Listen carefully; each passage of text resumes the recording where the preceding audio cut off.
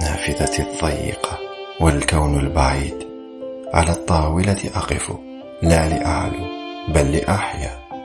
أمد وجهي نحو شق من ضوء كأني أستجدي الحياة من فتحة في الجدار.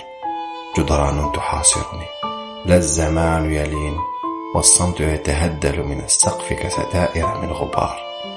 لكن عيني لا تعرف الانكسار، تحدق في الضوء كأنه وجه من أحببت.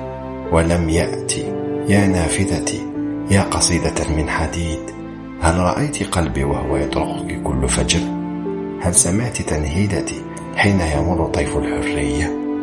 أنا لست سجينا، أنا شاعر في زنزانة الوقت.